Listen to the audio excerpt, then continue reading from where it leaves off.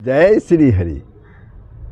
तुमेव माता च पिता तुमेव बंधुश्च सखा तुमेव विद्या दर्विनं तुमेव सर्वमं देव वासुदेव सुतं देवं कंसचाणूरमर्दनं देवकी परमानंदं कृष्णं वंदे जगद्गुरुं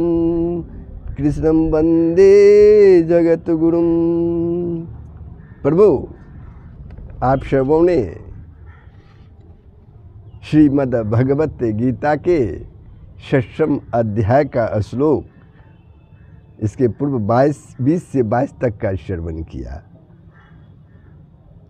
उसमें प्रभु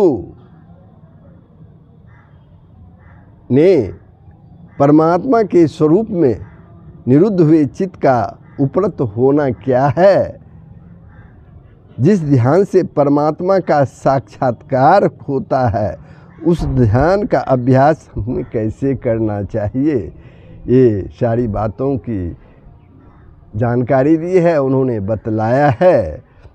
अब प्रभु श्रीमद् भगवत गीता के 6वें अध्याय के श्लोक 23 प्रारंभ हो रहा है,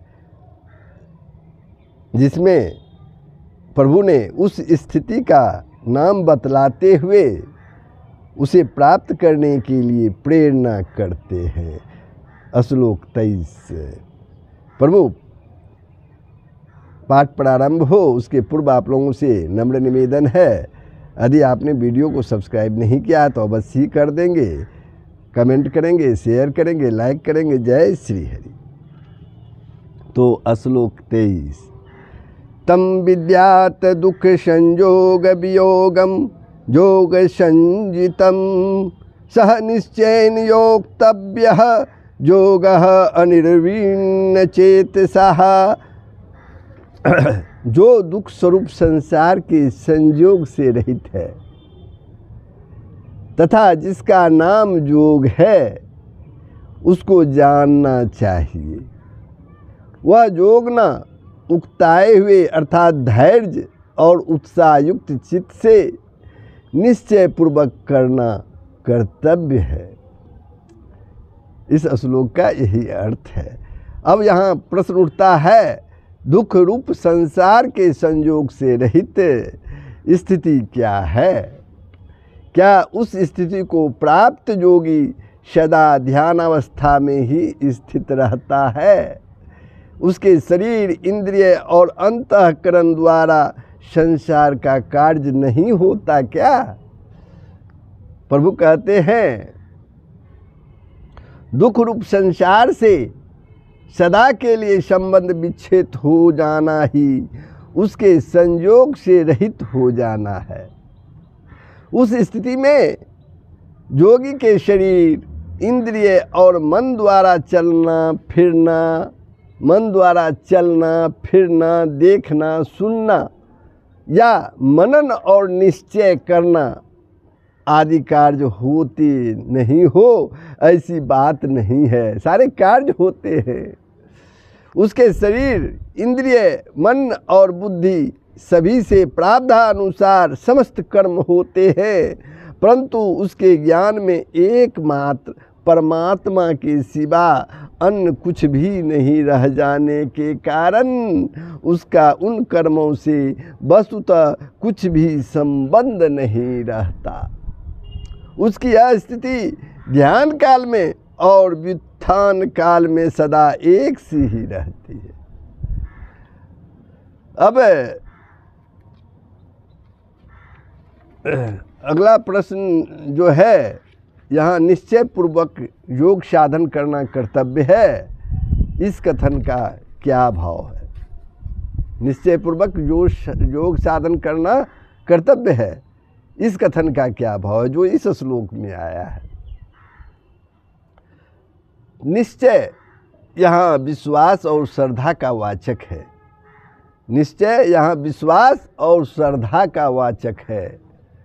अभिप्राय यह है कि योगी को योग साधन में योगी को योग साधन में उसका विधान करने वाले शास्त्रों में, आचार्यों में और योग साधन के फल में पूर्ण रूप से श्रद्धा और विश्वास रखना चाहिए एवं योग साधन को ही अपने जीवन का मुख्य कर्तव्य मानकर और परमात्मा की प्राप्ति रूप योग सिद्धि को ही ध्येय बनाकर दृढ़तापूर्वक तत्परता के साथ उसके साधन में संलग्न हो जाना चाहिए। परमात्मा को प्राप्त पुरुष की स्थिति का नाम जो है योग है। परमात्मा को प्राप्त पुरुष की स्थिति का नाम योग है। यह कहकर उसे प्राप्त करना निश्चित कर्तव्य बतलाया गया है। अब 2 श्लोकों में उस स्थिति की प्राप्ति के लिए अभेद रूप से परमात्मा के ध्यान योग का साधन करने की रीति बतलाते हैं प्रभु श्लोक 24 में। संकल्प प्रभवान कामान त्यक्त्वा सर्वान् अशेषतः मनसा एव इंद्रियग्रामं विनियम्य समन्ततः। संकल्प से उत्पन्न होने वाली संपूर्ण कामनाओं को निशेष रूप से त्याग कर और मन के द्वारा इंद्रियों के समुदाय को सभी ओर से भली भांति रोक कर। अब यहाँ प्रश्न उठता है कि कामनाओं को संकल्प से उत्पन्न बतलाया गया है यहाँ पर, और दूसरे अध्याय के 62वें श्लोक में कामना की उत्पत्ति आसक्ति से बतलाई गई है। इस भेद का क्या कारण है? वहाँ संकल्प से आसक्ति और आसक्ति से कामना की उत्पत्ति बतलाई है। इससे वहाँ भी मूल कारण संकल्प ही है। अतः वहाँ के और यहाँ के कथन में कोई भी भेद नहीं है। अब एक प्रश्न और उठता है, अब सब कामनाएं जो हैं कौन सी है और उनका निशेषतः त्याग क्या है? इस लोक और परलोक के भोगों की जितनी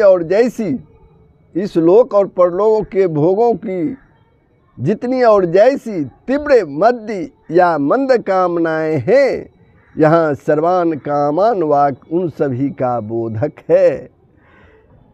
इसमें स्पृहा, इच्छा, तृष्णा, आशा और वासना आदि कामना के सभी भेद आ जाते हैं, और इस कामना की उत्पत्ति संकल्प से बतलाई गई है।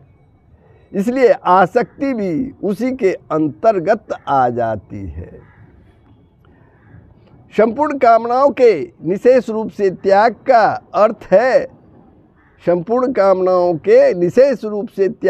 अर्थ है किसी भी भोग में किसी भी प्रकार से भी जरा भी वासना, आसक्ति, स्पृहा, इच्छा, लालसा, आशा या तृष्णा न रहने देना। बर्तन में से घी निकाल लेने पर भी जैसे उसमें घी की चिकनाहट शेष रह जाती है। देखते हैं हम लोग किसी बर्तन से घी निकाल लेते हैं, फिर भी उस बर्तन में घी की चिकनाहट बची हुई रह जाती है। या डिबिया में से कपूर, केसर या कस्तूरी निकाल लेने पर भी जैसे उसमें उनकी गंध रह जाती है, वैसे ही कामनाओं का त्याग कर देने पर भी उसका सूक्ष्म अंश शेष रह जाता है। उस शेष बचे हुए सूक्ष्म अंश का भी त्याग कर देना चाहिए। कामना का निशेषतः त्याग यही है। अब एक प्रश्न और उठता है, मन के द्वारा इंद्रिय समुदाय को भली भांति रोकने का क्या अर्थ है? इंद्रियों का स्वभाव ही विषयों में विचरण करना है। हमारी जो इंद्रियां हैं उसका स्वभाव है विषयों में विचरण करना, घूमना, विषय को अपने बस में करना। परंतु ये सभी एक किसी विषय को ग्रहण करने में तभी समर्थ होती है। ये इंद्रियां किसी विषय को ग्रहण करने में तभी समर्थ होती है जब मन इनके साथ रहता है। मन यदि दुर्बल होता है तो ये उसे जबरदस्ती अपने साथ खींचे रखती है, परंतु निर्मल और निश्चयात्मिका बुद्धि की सहायता से जब मन को एकाग्र कर लिया जाता है तब मन का सहयोग न मिलने से विषय विचरण में असमर्थ हो जाती है। इसलिए 11वें से लेकर 13वें श्लोक के वर्णन के अनुसार ध्यान योग के साधन के लिए आसन पर बैठकर योगी को यह चाहिए कि वह विवेक और वैराग्य की सहायता से मन के द्वारा समस्त इंद्रियों को संपूर्ण बाह्य विषयों से सब प्रकार से सर्वथा हटा ले, किसी भी इंद्रिय को किसी भी विषय में जरा भी न जाने देकर उन्हें सर्वथा अंतर्मुखी बना दे। यही मन के द्वारा इंद्रिय समुदाय का भली भांति रोकना है। शने शने उपरमेत बुद्धया धृति गृहतया आत्मसंस्थपं मनः कृत्वा न किंचित अपि चिंतयेत। कर्म क्रम से अभ्यास करता हुआ उपरति को प्राप्त हो तथा धैर्य युक्त बुद्धि के द्वारा मन को परमात्मा में स्थित करके परमात्मा के सिवा और कुछ भी चिंतन ना करे। यहाँ प्रश्न उठता है, शनै शनै उपरति को प्राप्त होना तथा धैर्य युक्त बुद्धि के द्वारा मन को परमात्मा में स्थित करना क्या है। पिछले श्लोक में मन के द्वारा इंद्रियों को बाह्य विषयों से सर्वथा हटा लेने की बात कही गई है, परंतु जब तक मन विषयों का चिंतन करता है तब तक न तो वह परमात्मा में अच्छी तरह से एकाग्र हो सकता है और न ही इंद्रियों को भली भांति विषयों से खींच सकता है। विषय चिंतन करना मन का अनादिकाल का अभ्यास है। उसे चिड़ अभ्यस्त विषय चिंतन से हटाकर परमात्मा में लगाना है। मन का अभ्यास, मन का यह स्वभाव है कि उसका जिस वस्तु में लगने का अभ्यास हो जाता है, मन का ये स्वभाव है उसका जिस वस्तु में लगने का अभ्यास हो जाता है उसे चिड़ अभ्यस्त विषय चिंतन से हटाकर परमात्मा में लगाना। मन का यह स्वभाव है, पुनः सुनिए, मन का यह स्वभाव है कि उसका जिस वस्तु में लगने का अभ्यास हो जाता है उसमें वह तदाकार हो जाता है, उससे सहज ही हटना नहीं चाहता। उसको हटाने का उपाय है पहले के अभ्यास से विरुद्ध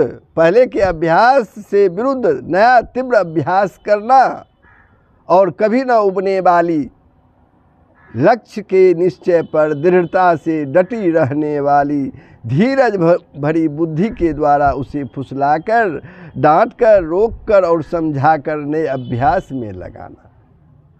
धीरज छोड़ देने से या जल्दी करने से काम नहीं चलता। धीरज अगर हम छोड़ देंगे और जल्दी करेंगे इससे काम नहीं चलेगा। बुद्धि दृढ़ रही और अभ्यास जारी रहा तो कुछ ही समय में मन पहले विषय से सर्वथा हटकर नए विषय में तादाकार हो जाता है, नए विषय में लीन हो जाता है। फिर इससे वह वैसे ही नहीं हटेगा जैसे अभी उससे नहीं हटता है। इसलिए भगवान धीरे धीरे उपरत होने, शनै शनै उपरत होने तथा धैर्य युक्त बुद्धि से मन को परमात्मा में स्थित करने के लिए कहकर यही भाव दिखला रहे हैं। और कि जैसे छोटा बच्चा हाथ में कैंची या चाकू पकड़ लेता है तब माता उसे समझा बुझाकर और आवश्यक होने पर डांट डपट कर भी धीरे धीरे उसके हाथ से चाकू या कैंची छीन लेती है, वैसे ही विवेक और वैराग्य से युक्त बुद्धि के द्वारा मन को सांसारिक भोगों की अनित्यता और क्षण भंगुरता समझाकर और भोगों में फंस जाने से प्राप्त होने वाले बंधन और नरक आदि यातनाओं का भय दिखलाकर उसे विषय चिंतन से सर्वथा रहित कर देना चाहिए।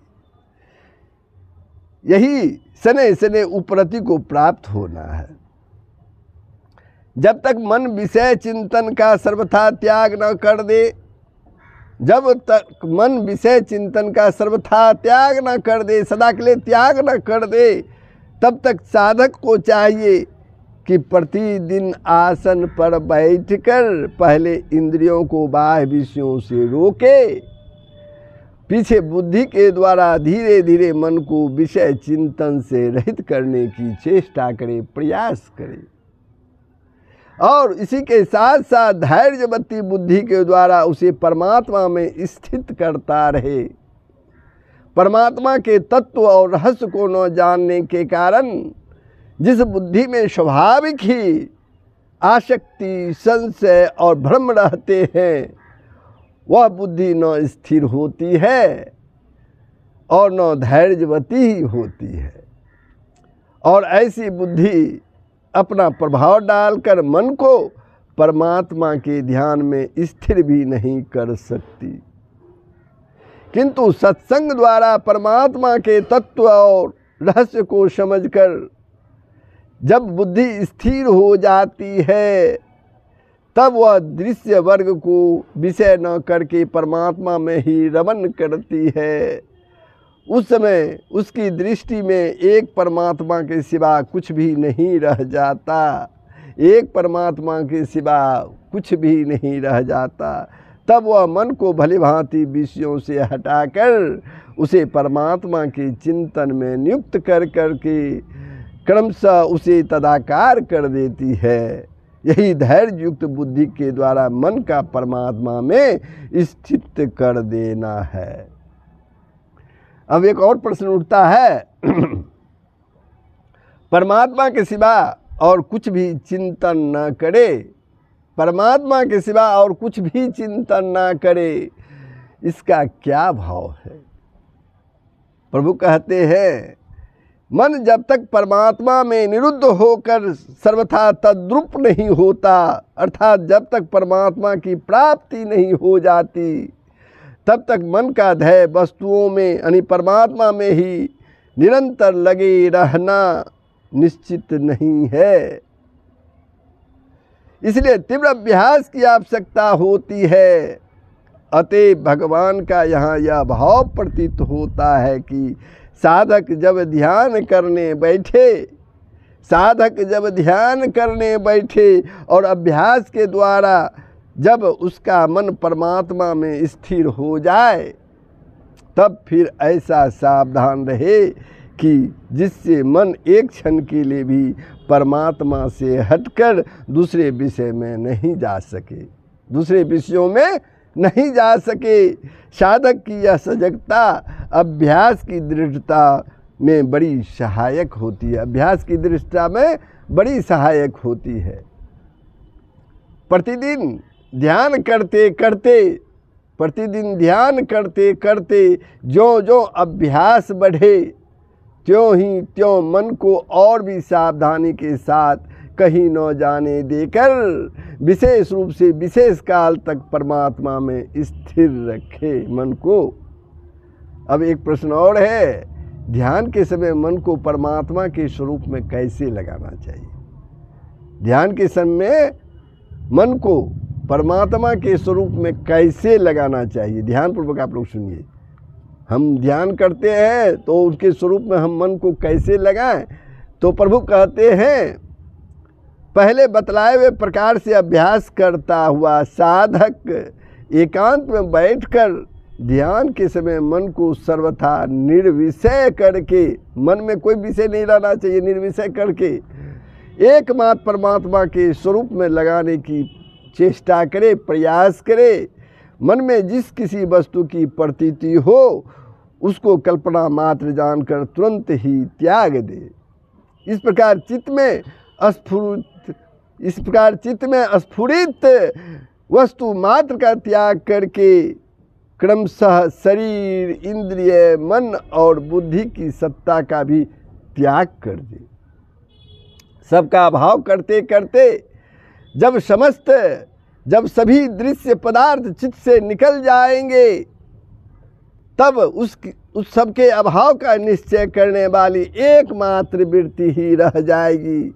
यह वृत्ति शुभ और शुद्ध है, यह वृत्ति शुद्ध और शुभ है, परंतु दृढ़ धारणा के द्वारा इसका भी वाद करना चाहिए। यह समस्त दृश्य प्रपंच का अभाव हो जाने के बाद यह अपने आप ही शांत हो जाएगी। इसके बाद जो कुछ बच रहता है, जो कुछ भी बच रहा रहता है, वही अचैतन्य तत्व है, वही अचिंतन तत्व है। वह केवल है और समस्त उपाधियों से रहित अकेला ही परिपूर्ण है। उसका न कोई वर्णन कर सकता है न चिंतन। अतः इस प्रकार दृश्य प्रपंच और शरीर, इंद्रिय, मन, बुद्धि और अहंकार का अभाव करने वाली वृत्ति का भी अभाव करके अचैतन्य तत्व में स्थिति होने की चेष्टा करनी चाहिए साधक को। मन को परमात्मा में स्थिर करके परमात्मा के सिवा अन्य कुछ भी चिंतन न करने की बात कही गई, परंतु यदि किसी साधक का चित्त पूर्वाभ्यास बलात् विषयों की ओर चला जाए तो उसे क्या करना चाहिए? ये एक जिज्ञासा उत्पन्न है, जिसमें इस जिज्ञासा पर प्रभु अगले श्लोक 26 में बतलाए हैं। प्रभु अब श्लोक 25 पर हम विश्राम लेते हैं। ये प्रसंग कैसा लगा अवश्य कमेंट के माध्यम से बताएंगे।